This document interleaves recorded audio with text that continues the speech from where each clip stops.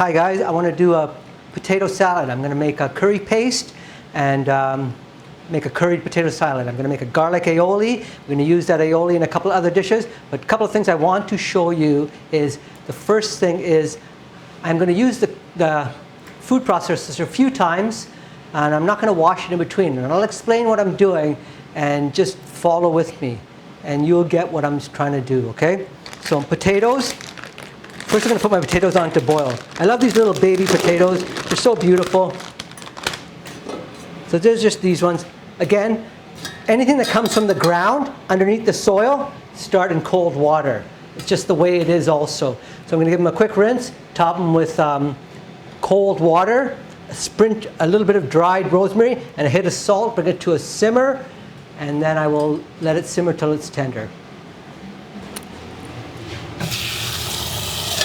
So right in the pot, I'm going to rinse it using my hand. I'm not concerned with all the, like getting 100% of the water out, but I am going to use my hand again. Anything that doesn't look nice to me, I'm going to discard. One potato, drain, water.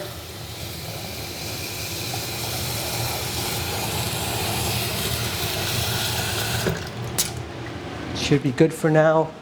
A little bit of dried rosemary.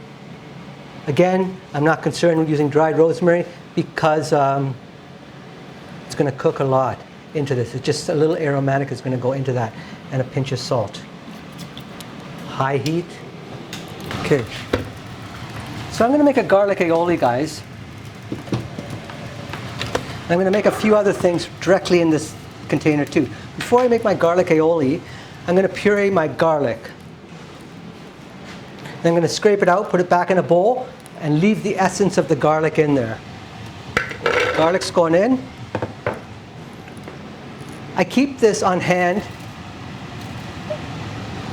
in my home, in my shop. I'm using some, again, just some straight up neutral oil. Canola, vegetable, grapeseed, avocado, olive oil. I'm covering it.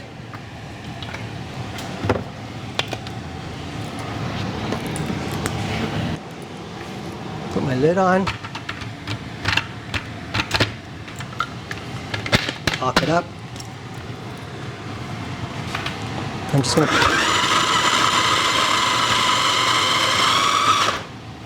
open it. I want to scrape down the sides just slightly.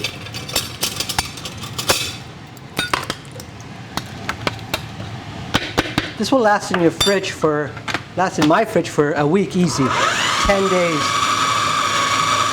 It's a great way to always have fresh garlic in hand. Okay, so it's a puree, but not a complete mush, because I find with the complete mush, it'll burn quicker when you put it into a frying pan.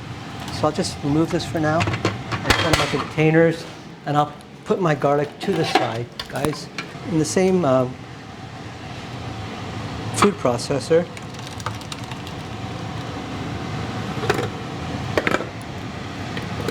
I'm keeping a little bit of garlic in there. I'm going to do a green olive tapenade. So what I want to do is show you how I'm going to do that in the same container. So these are just store-bought green olives, not even a great selection, great quantity. Break the seal any way you feel comfortable. Guys, green olive, a little salty. So what I do with my green olives is I rinse them off. So I'm just going to remove them. I'm going to run them under cold water and rinse them out.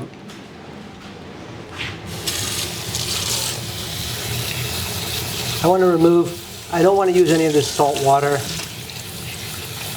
but I will use for the aioli in a few minutes some caper water, because the aioli needs an acidity. So whether I use caper water, whether I use vinegar, whether I use lemon juice, whether I use lime juice, whether I use balsamic vinegar, but I do want that acidity. Okay, so pop this to the side. I'm going to puree this now. I'm going to taste one. A lot of the, Nathan, you want one right now? Oh, your hands are full. Okay. I'm bringing this over here. I'll put my garlic to the side. I'm going to use my hands. Use my hands all day long. So this is going to be a green olive and basil tapenade. I'm just going to show you what I'm going to do, guys. Green olives are in. Nothing else is in there. They've been rinsed. A lot of the salt's gone off. I like the pimento ones.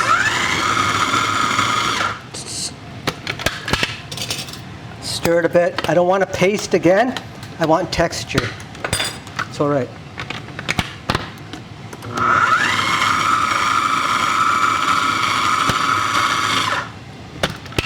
And that's it. Lid comes off. I'm going to pop it right in here, guys. Okay?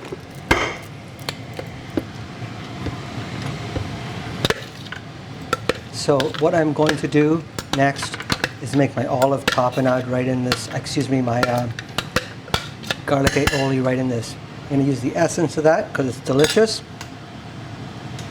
Put my blade back in. So I have my blade. I have all that olive left in there. I am not concerned in the least bit. That's just going to add some great flavor. I am not concerned. There's no meat product. There's no raw animal in there. I am not concerned at all. I'm going to add some Dijon mustard.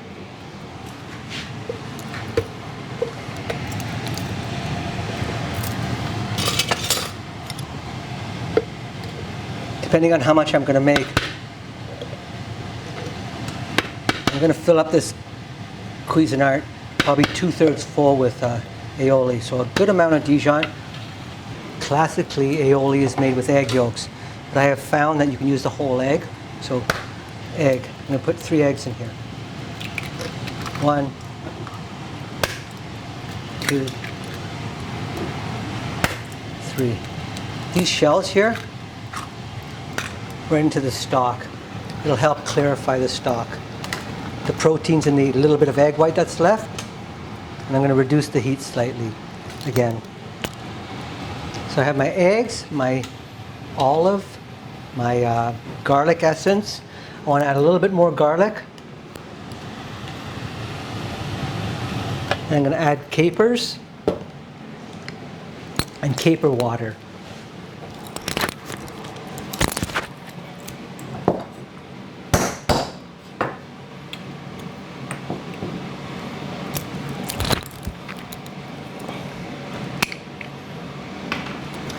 You know, I'm just buying all-purpose capers.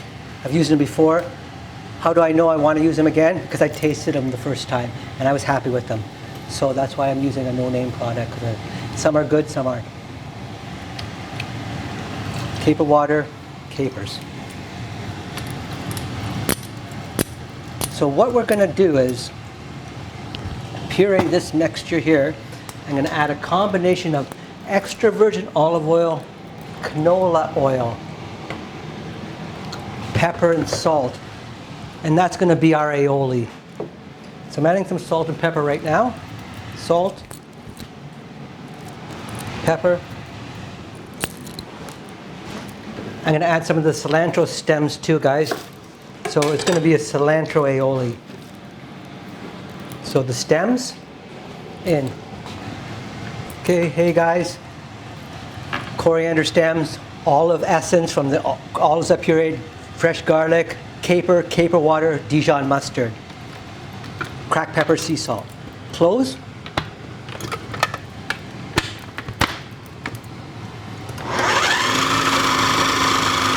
I'm going to get this nice and emulsified at first. And then slowly, but this is the key, guys. Do not be intimidated by this. Once the egg yolks and the mustard and the cilantro stems are pureed really, really finely, I'm going to start drizzling in either olive oil or vegetable oil, extra virgin olive oil. You can't use pure extra virgin olive oil. And how do I know what extra virgin olive oil I want to use? It's because I taste it. If I like the flavor, I will use it. That's the bottom line. If it's harsh on my throat, I won't use it. I won't buy that again. So this, at this point here, slow it first, okay? Again, either vegetable oil or canola is my go-to for this. So just a gentle stream, and I'm pouring this right into the heart of the emulsion in the food processor in order for it to bind the fats of the oil with the proteins of the egg white. And the mustard helps it bind also, guys. Okay. Usually 2 parts canola or vegetable and 1 part extra virgin.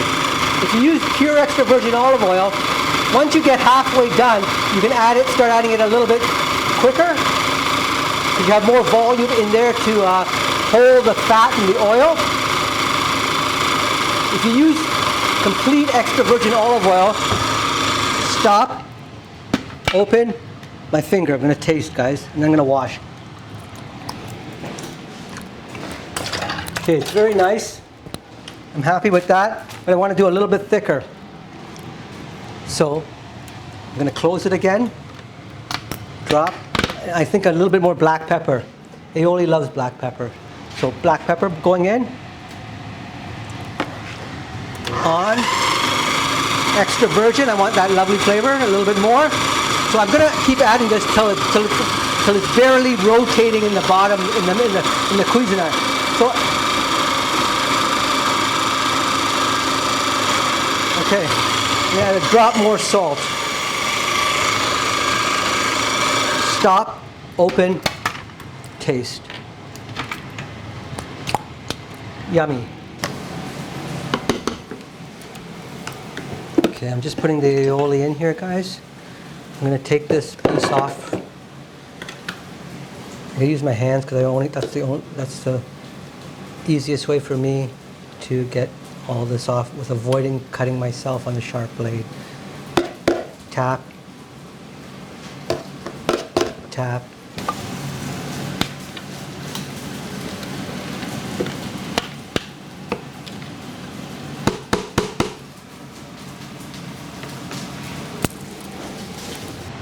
I want to show you one more thing before I just before Nathan hangs up for just a minute, and we'll get right back to you with our next video. So we have our potatoes here. I'm going to turn them off. I'm going to put one to the side. I'm going to cut one in half just to make sure they're cooked. Taste. They're cooked. So I'm going to what I want to show you is I'm going to take the potatoes. I'm not going to run cold water on them. I'm going to use this water here. I'm going to add the potato water right to my stock, guys. I'm okay with 1 potato falling in. And with these potatoes, to cool them down, I'm just going to spread them out on a baking sheet and let them cool by themselves, okay? With it. So this is, I'm just going to either put in a place to get cool or into the fridge. I'll just let it cool for a while by itself. I want to do the green olive tapenade with crostinis next. Well, going back to the green olives, we rinsed them, took out most of the salt, pureed them. Now I want to re-squeeze the water out of them. So I'll take a handful, put it into a clean cloth, just a handful into a clean cloth. I wrap it. And I was just going to squeeze the water out. Excuse me.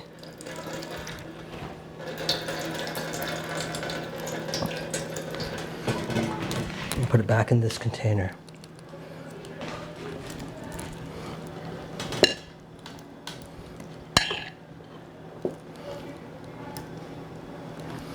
This is a very simple recipe.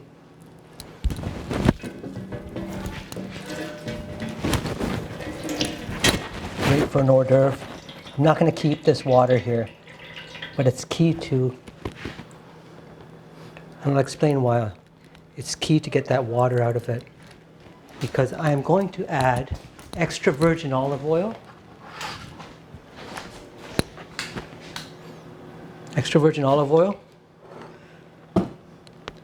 garlic, cracked pepper, A drop of sea salt, not too much. Some fresh basil. Rough chop.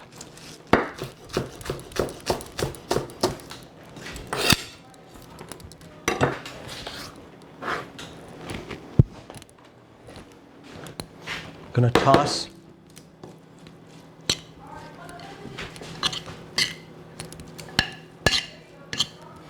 I find the more basil the better. I'm probably gonna add some more basil to it, but I'm gonna taste it first. So what I did was I removed the flavors that I didn't want out of it by rinsing it and then squeezing the water out of it, and then I added the flavors I wanted. I wanted beautiful fat from the extra virgin olive oil, fresh basil, and garlic. Taste. It's very yummy. A little bit more basil. Tapenade loves basil. Rough chop. Drop more olive oil. Extra virgin. Okay, toss. This is great for when guests come over. If you do an hors d'oeuvre for your friends for a party. I'll show you what I'll do with the crostinis in a minute. Taste. Yummy. I'll just set it aside. Wash my hands. I'm going to just slice very thin crostinis. I find almost the thinner the better. I go on a nice angle, and I find if your bread's 1 day old, it's easier to cut.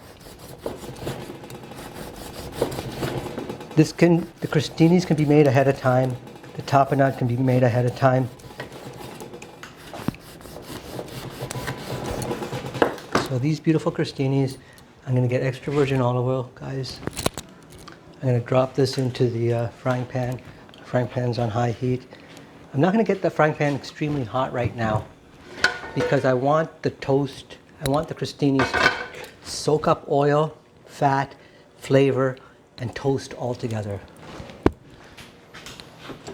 So I'm just going to pop them into the pan.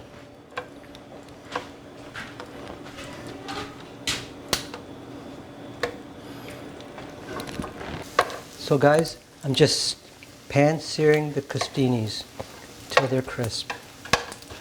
Again, this is a beautiful way of doing it. Really beautiful actually.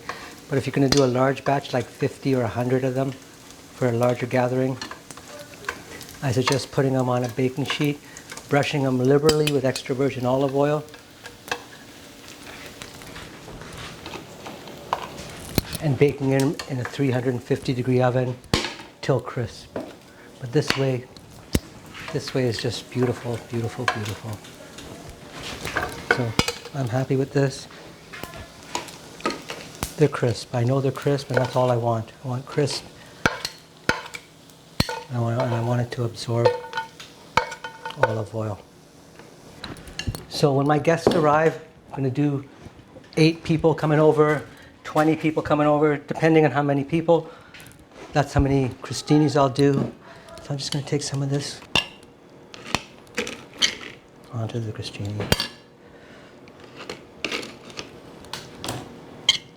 Onto the crostini. I'm going to take some, I have Merlot rub Bellavitano cheese. It's a really lovely cheese. It's almost like an Asiago.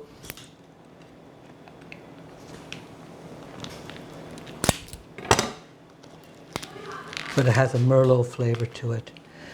So I'm just going to shave a little bit of this.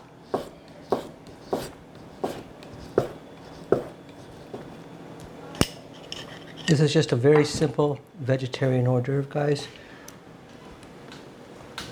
But it's delicious. Store-bought olives, store-bought baguette, but cooked in extra virgin olive oil. And tapenade, fresh basil, olives, extra virgin olive oil again, cracked pepper, sea salt, and garlic. I'm gonna have one, try it, see how it is.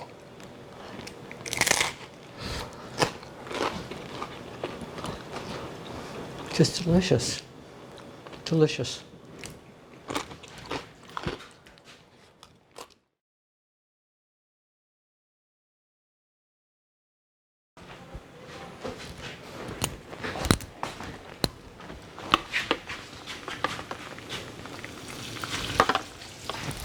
keep my eye on this and stir. I'm ready. So I have this beautiful mixture here. Guys, I'm going to add pumpkin seeds. And I'm going to add Madras curry powder and a drop of clove, pepper, and salt. Madras curry powder. So Madras curry powder, what I'm doing here is I'm cooking out my spices and getting any remaining oils that are left in the dried spices to come into the oil that's in the pan and basically open up the flavor. So I have coriander seed, cumin seed, curry powder, pumpkin seeds, fresh garlic, a drop of clove, cracked pepper, and sea salt. I'll drop the heat to low, low, low. My salt. Put my pepper.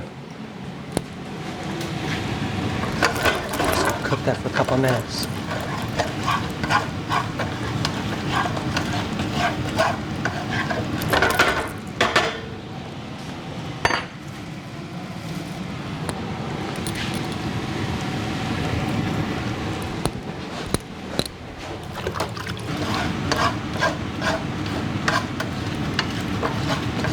I don't want the raw flavor of the curry and the spices to permeate anything I'm going to put these spices mixed into. That's why I'm cooking it off slowly and gently. Just a couple more minutes. A bit more salt.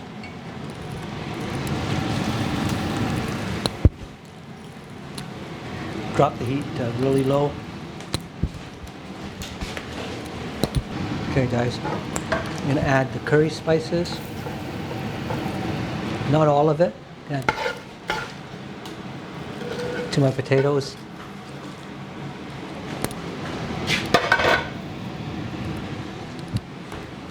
Wash my hand a little bit. I'm going to add some diced onion.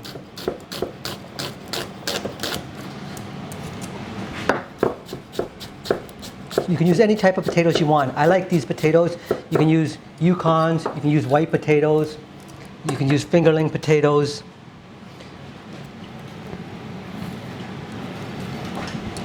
Fresh cilantro.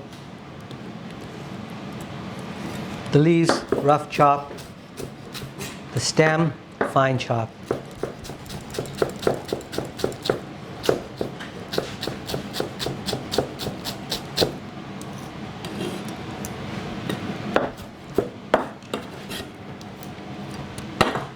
Pepper, salt,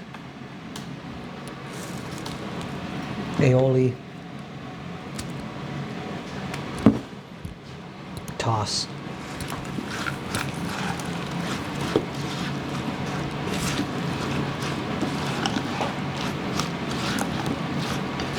This is a great summer dish, great for a buffet. A curried aioli you can use for curried vegetables or chicken. Like if nobody ate the chicken that I made earlier and it was in the fridge overnight, I could take the meat off the chicken, chop it, add onion, add curry spice, add aioli, and make a beautiful chicken salad that could go on toast. And I'm going to taste now.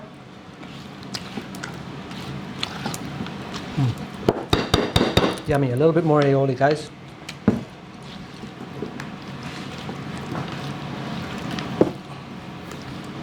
Taste again.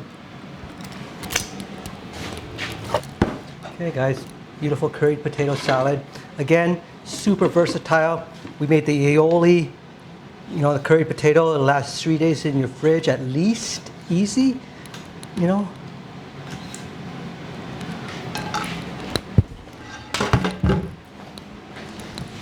A little fresh chopped cilantro over it.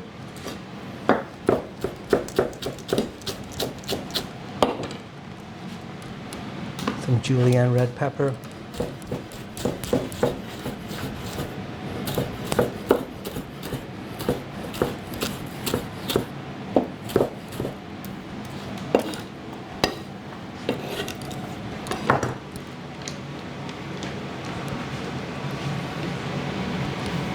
Here. happy vegetarians.